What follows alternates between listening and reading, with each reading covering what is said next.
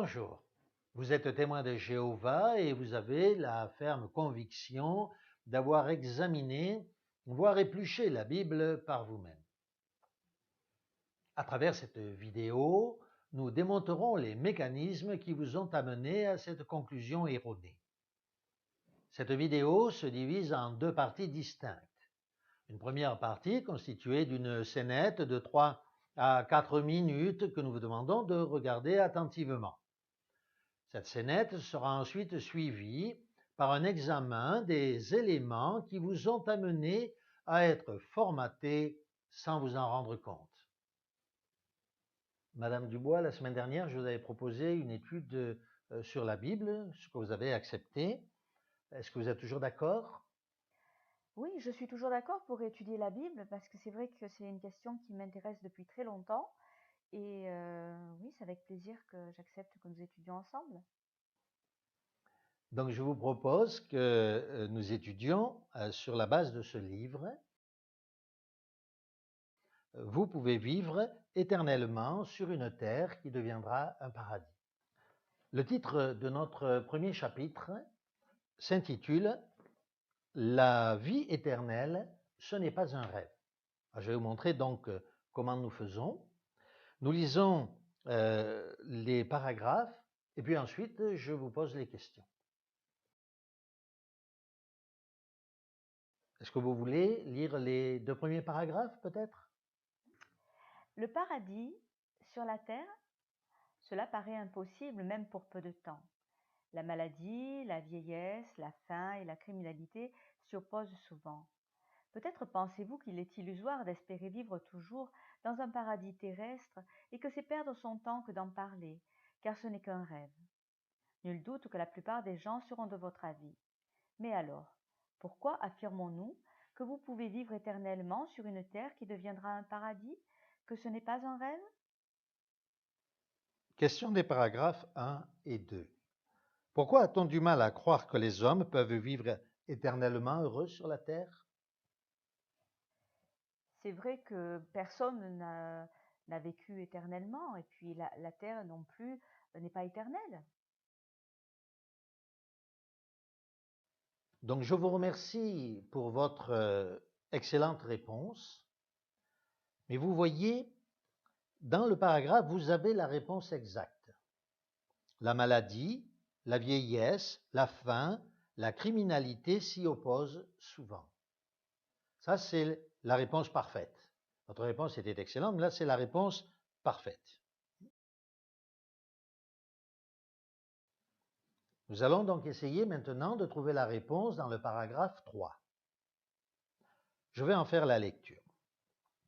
Nous y croyons parce que la puissance suprême, le Dieu tout-puissant, a préparé la terre de manière à combler tous les besoins de ses habitants. Elle était parfaite. Il a aussi créé l'homme et la femme parfaits pour qu'ils jouissent pleinement et éternellement de la vie sur la terre. Donc la question, qu'est-ce qui montre que Dieu désire que les hommes vivent heureux sur la terre? Oui, je veux bien essayer. D'après le paragraphe, le Dieu Tout-Puissant a préparé la terre de manière à combler tous les besoins de ses habitants. Je vous félicite. Vous avez trouvé la bonne réponse. C'est la bonne réponse, effectivement. Dieu a préparé la terre de manière à combler tous les besoins de ses habitants. Vous voyez, dans mon livre, je me suis permis de souligner les réponses des questions qui sont mentionnées en bas de page. Donc, pour chaque question, je me prépare à l'avance avec une règle et un crayon ou un stylo et je souligne les pensées. Donc, vous pouvez éventuellement faire la même chose. Comme cela, ça vous permet de vous préparer à l'avance et de retrouver plus facilement les réponses. Oui, effectivement, je vais faire moi aussi la même chose. Je vais souligner les pensées clés qui répondent à la question.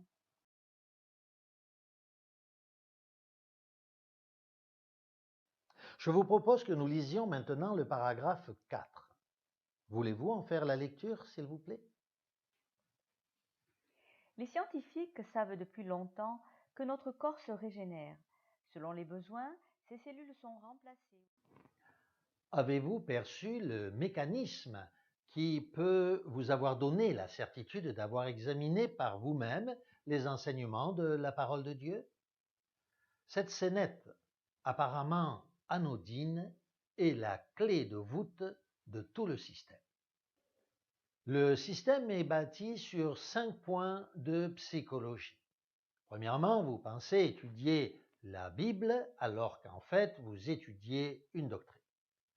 Deuxièmement, vous pensez répondre par vous-même à des questions qui sont habilement posées alors que les réponses vous sont imposées.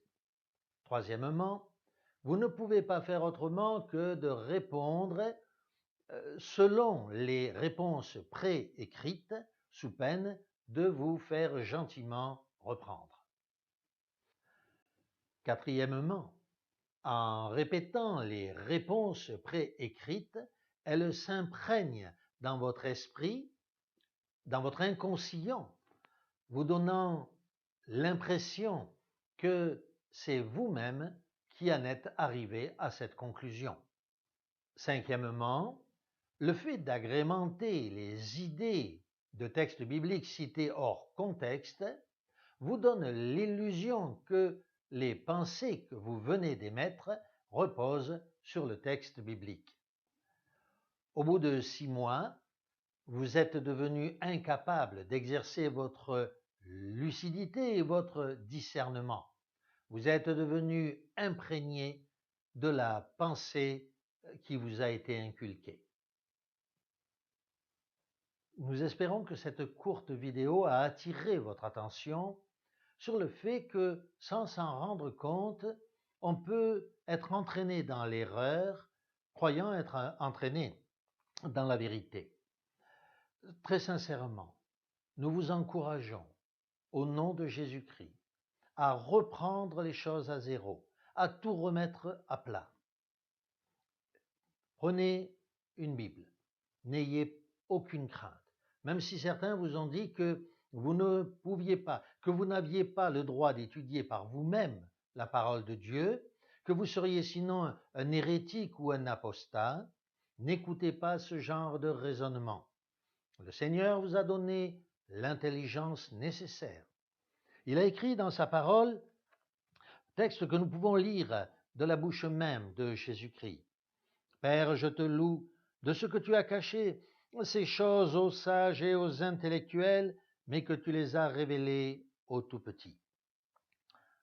Si Dieu a révélé ces choses aux tout-petits, à plus forte raison à ceux qui, humblement, se conduisent comme des adultes, non pas comme des sages ou des intellectuels, mais des gens qui recherchent sincèrement la parole de Dieu.